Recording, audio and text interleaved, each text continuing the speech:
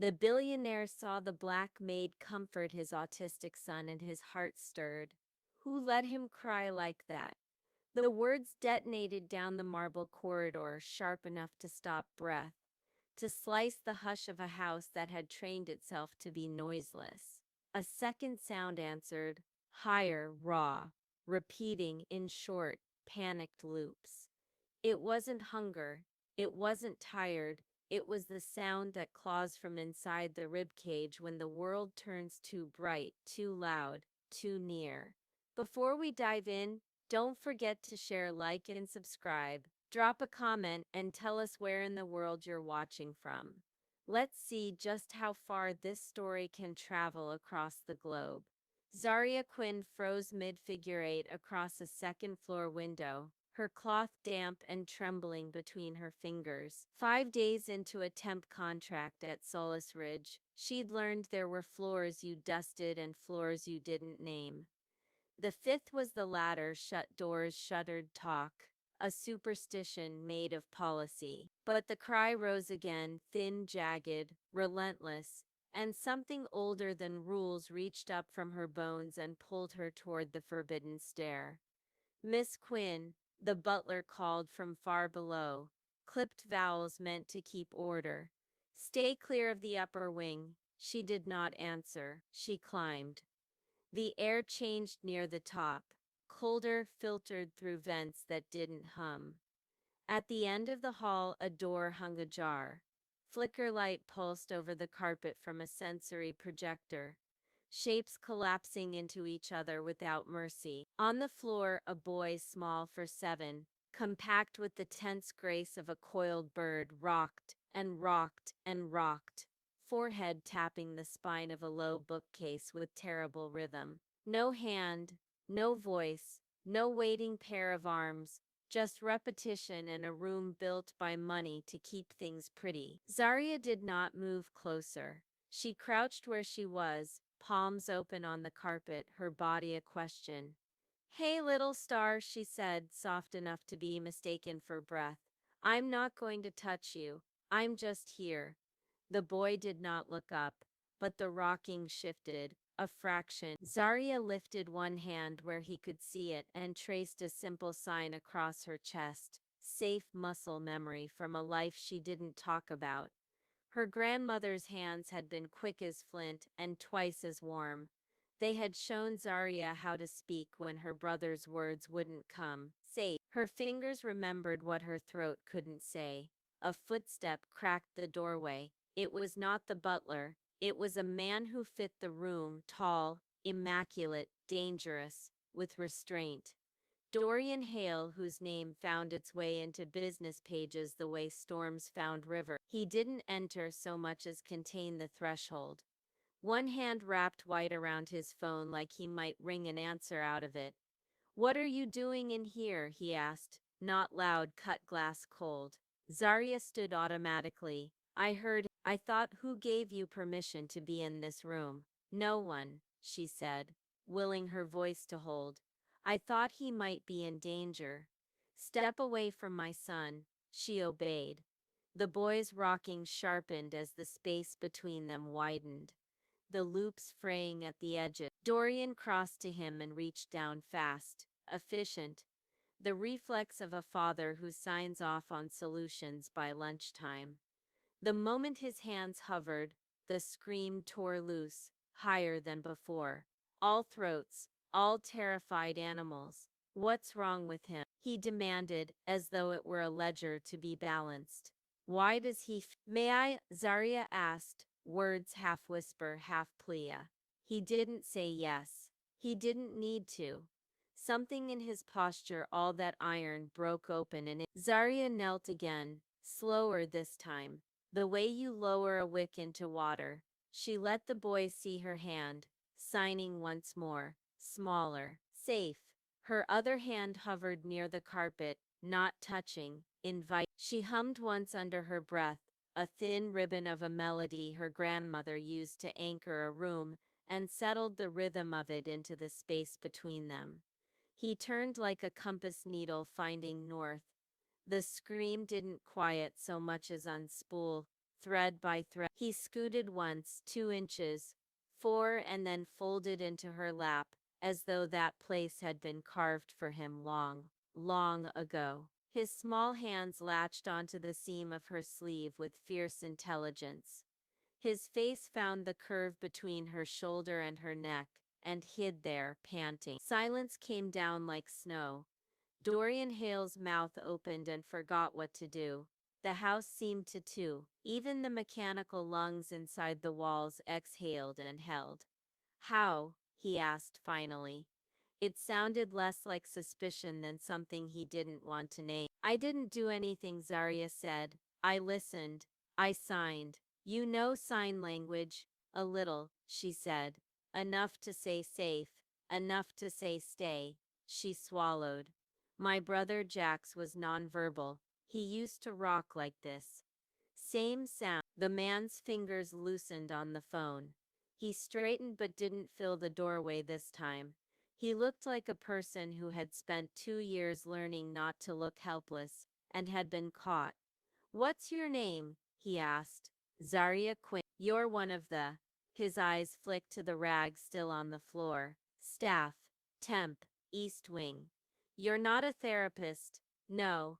You just walked into my house with a bottle of glass cleaner, and did what no specialist has done in 24 months. Zarya felt her throat tighten. I didn't fix him, Mr. Hale, she said quietly. I saw him. The pen in his voice, whatever instrument had been conducting this place, fell silent. Something changed in the architecture of his shoulders. Control is a language, so is grief. He spoke both. I need you to stay, he said, and the edge in him didn't leave so much as aim itself at a different target. Not as a cleaner. He glanced at the boy curled into Zarya like a secret, for him. Zarya looked down at the child, the fierce twist of his fingers in her sleeve, at the imprint of someone else's life. His mother, she guessed, in the objects placed too neatly around the room, weighted blanket, unopened chew pendant, therapy cards face down like a deck. No one knew how to play. She thought about the pharmacy bag on her kitchen counter at home, with her grandmother's name written twice to prevent mistakes. She thought about how she had failed Jax the last night he was alive. Not by love, but by lateness, stuck in a bus delay while an infection did its small ruthless math. What is his name? She asked, buying time from herself. Orion, Dorian said. The name should have felt lofty. It did not. We call him Rio. Do you ever call him by his name when he's afraid? Zarya asked without looking up. Dorian blinked. What? Sometimes it helps to anchor. To tell a nervous system, you are a person, not just a feeling. He made a sound that wasn't quite a laugh. I hired behaviorists from Stanford. They said ignore the tantrum. This isn't a tantrum. Zarya said, more gently than the words deserved, this is overwhelming. The boy Rio shifted again, recalibrating his weight against her, listening with his skin. Zarya traced safe once more where he couldn't see, to keep the rhythm in her bones. Dorian put the phone away.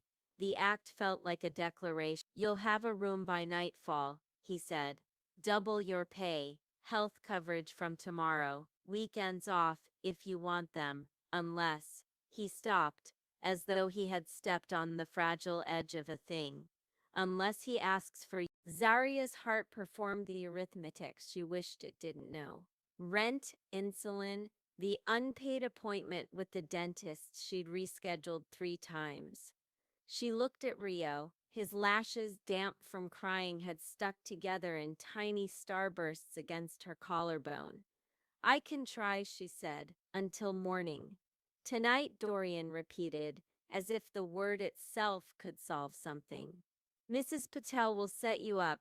Mr. Fenwick will adjust the rosters. Mr. Fenwick already tried, Zarya said, not unkind. He told me to stay clear of the upper wing. Dorian almost smiled, then didn't. If anyone asks, he said, tell them the door opened. The boy slept within minutes, exhaustion tugging him under like a tide. When Zaria rose to settle him, she did it in inches, 2 fingers of lift, 3 inches of space for air to go in and out, and laid him sideways on a beanbag in the corner. She found the weighted blanket folded in the closet and unfurled it like a vow. Rio sighed, the sound of a small surrender. On the way down the staff staircase, the house returned to itself. Chandeliers remembered how to glitter. The marble remembered how to echo. Zaria's back ached from holding the boy's careful gravity, but the ache felt like proof. Dorian was waiting at the mouth of the corridor. He had a yellow legal pad in one hand and a pen he wasn't using in the other. The look he wore was a contradiction, a man who could move markets facing a decision he could not lay off. In my office, he said. She followed through double doors she had dusted, but never. The room was clean the way a gallery is clean, curated, restrained, expensive with restraint. He gestured to a chair. She sat with her hands folded to keep them from shaking. You handled him like someone who has done it 100 times, he said at last. I have, Zaria said, just not with him. Your brother. Jax, she said. He died 4 years ago. Something moved behind Dorian's eyes, one of the better angels of his nature sticking out a hand. I'm sorry, me too. He leaned back, a man peeling off armor without quite admitting the weight. No degree, no clipboard. You walk in, and the house remembers how to breathe. He tapped the pad once. I'm offering you a position I don't have a name for. You don't need a name, she said. You need consistency. He nodded, and that simple agreement said more than any contract. Room.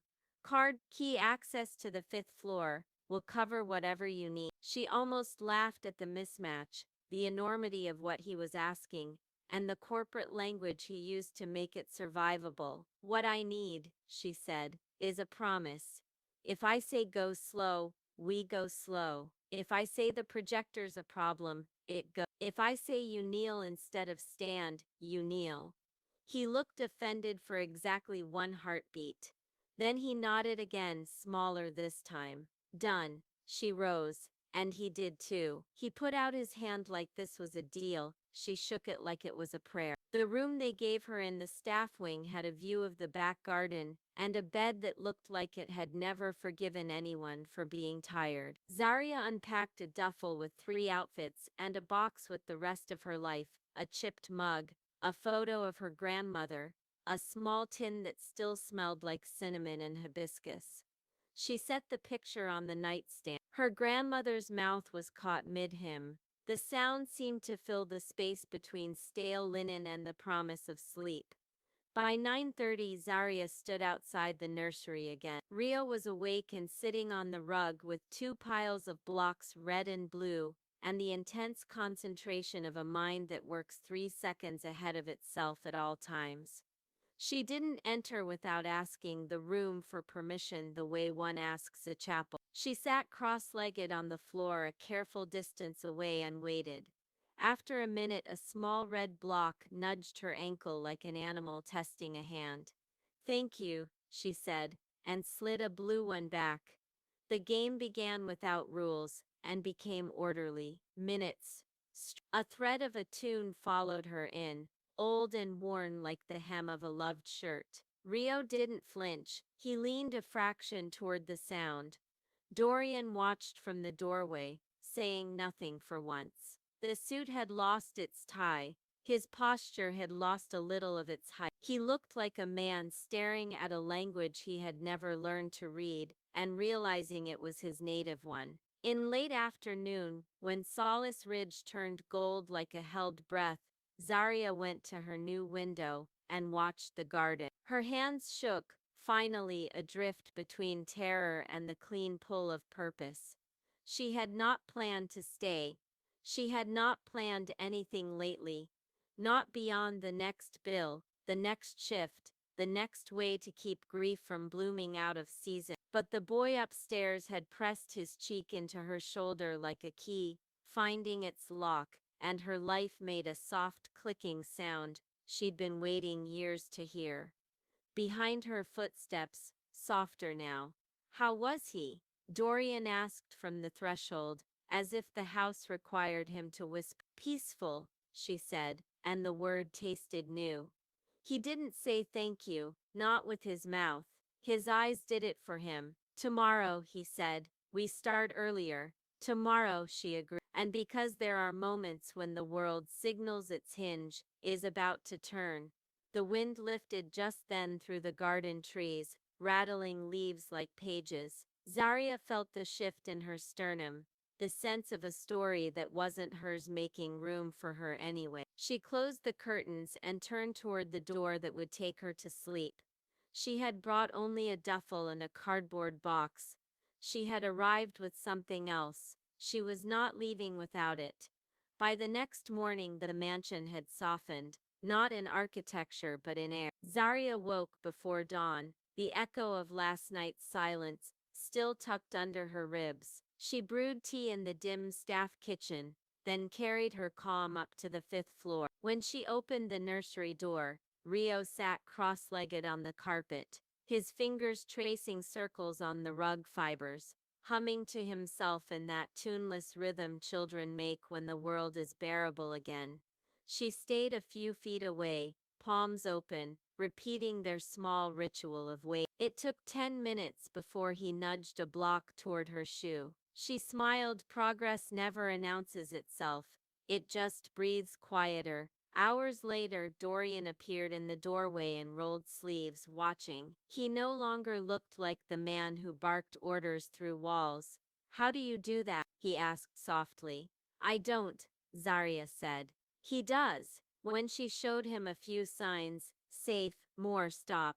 Dorian copied them awkwardly, his fingers stiff, his jaw clenched with effort. Rio watched the attempt with fascination, then astonishingly signed more back. Dorian froze, eyes glassing. That evening, thunder cracked above Solace Ridge. The power flickered out, plunging the house into a candlelit hush. The storm pressed at the windows, drumming against marble like a pulse. Rio startled, whimpering. Dorian panicked, searching for switches that no longer worked. Sit, Zaria ordered gently. Match his rhythm. What? Like this? She guided Dorian's hands to the carpet, tapping slow, steady beats. The boy's breathing followed, sinking to the pad. When lightning flashed, Zaria began humming, a low looping melody her grandmother used to call the song that tames thunder. Within minutes, Rio's trembling eased. When the lights returned, Dorian was still on the floor beside his son, candle smoke curling between them. He looked up at Zaria, as if seeing something holy he didn't know he believed in. He used to fall asleep to that sound, he murmured. My wife, she sang it. Zaria met his eyes. Then he didn't forget her. He just needed to hear her again. Later, after Rio slept, Dorian walked her to the corridor. You've changed this house, he said quietly. Zaria shook her head. No, I just remembered how to listen.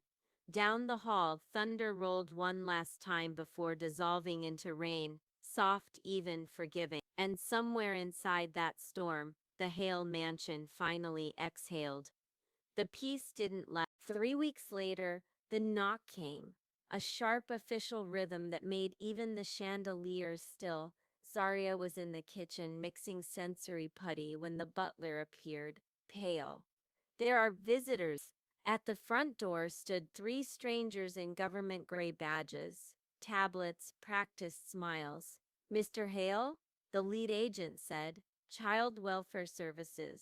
We've received a report of possible neglect involving your son, Orion. Dorian's face hardened into marble. That's absurd. I'm afraid we need to conduct an immediate assessment. Saria peered in the hall with Rio clinging to her leg. He's safe, she said, her voice calm but cutting through the tension like glass. I'm his caregiver, He's autistic. He doesn't handle strangers well. The agent's tone softened, but didn't bend. We still need to verify, Dorian called his attorney. Within minutes, the agents entered under observation, their eyes sweeping across immaculate rooms, stocked pantries, a tidy nursery filled with adaptive tools and weighted blankets. Rio hid his face in Zarya's shoulder the whole time, trembling. When they finally left, one of them paused. Off the record, this looks like a child thriving, not neglected. After the door closed, silence dropped heavily. Zarya felt Rio's tiny heartbeat under her palm. Dorian exhaled once, fury contained. Someone used my son to hurt me, he said. That night, his security chief, Rowan Pike, arrived with files and hard drives. We traced the source, he said. Your former assistant, Tessa Morel. Access wasn't revoked after her termination. She's now engaged to Calder Rowan, Kestrel Dynamics' COO.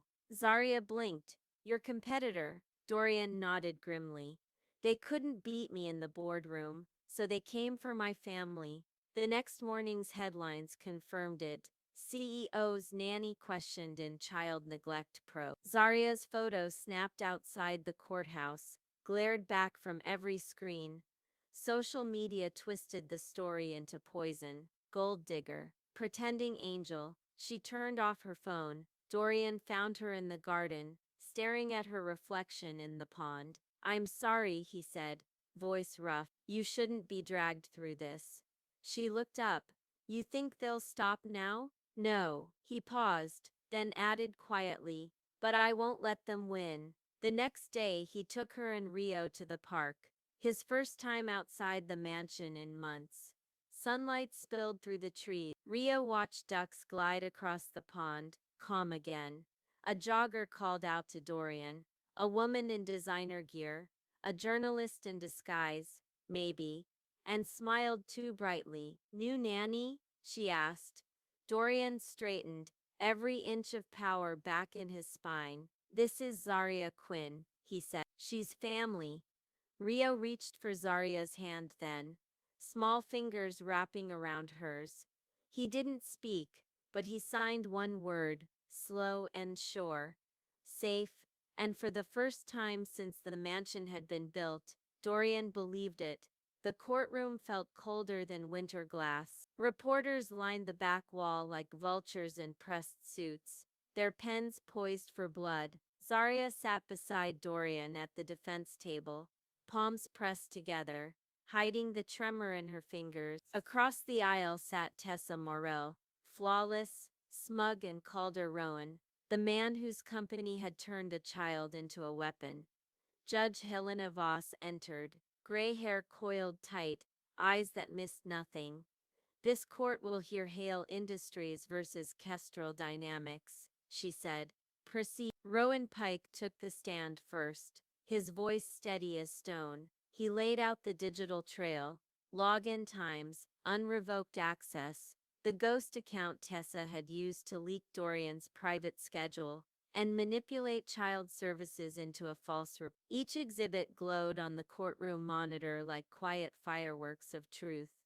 The opposing attorney, a sharp man with a silk tie and smirk to match, tried to redirect the narrative. Miss Quinn, he said, you were a housemaid, correct? With no medical or professional training? Yes, and yet you inserted yourself into a highly specialized caregiving role. Would you call that wise? No, she replied. I'd call it human. The room hushed. Dorian's jaw flexed, pride shadowing his restraint. Zarya told her story, how she'd heard a cry, no one else would answer, how she'd recognized in Rio the same panic her brother once carried, how silence could be more dangerous than any scream. I didn't save him, she said quietly. I just stayed when no one else did. Even Judge Voss seemed to soften. Miss Quinn, she asked, what made you stay? Because I know what it's like to be unseen. Tessa shifted in her seat. The smirk faltered. The attorney tried one last jab. So you expect us to believe compassion outweighs credential? Zarya's voice did not tremble. It's the only thing that ever has. When closing statements ended, the gallery held its breath. Judge Voss's ruling cut clean through the noise. This court finds no evidence of misconduct or neglect. Instead, we find a willful attempt by Kestrel Dynamics to exploit a child's condition for corporate leverage. Case dismissed with prejudice. She turned to Zarya, and Miss Quinn, your conduct reflects the highest moral standard this court has witnessed. You are recognized not as a servant, but as a protector. The gavel fell. The reporters erupted. Dorian stood first, then offered Zarya his hand. Cameras flashed like lightning, but the only image that mattered was his quiet whisper beside her ear. You were the voice none of us had. Outside, microphones crowded the steps, asking how victory felt. Zarya only said, "It isn't victory, it's safe." That night, as rain polished the windows of Solace Ridge, Rio fell asleep between them, small hands resting across both their palms. A bridge no verdict could ever undo. Morning light streamed through Solace Ridge, like forgiveness. The storm had passed, not just outside, but within. Zarya stood at the stove, flipping pancakes, while Rio sat nearby in his pajamas, tracing happy faces into flour dust. When she looked up, he signed happy. She smiled back. Me too. Dorian entered quietly, coffee in hand, tie undone. If the news calls you a hero again, he said, I'm sending them here for breakfast first. She laughed softly. Only if they help with dish. The television murmured from the corner.